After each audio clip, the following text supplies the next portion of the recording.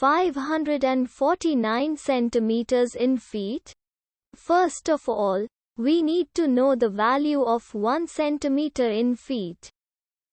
It's always 1 centimeter equals 0.03280839895 feet.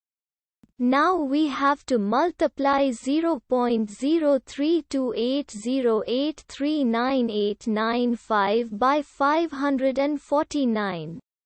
Therefore, 549 centimeters times 0.03280839895 feet equals 18.0118110235 feet.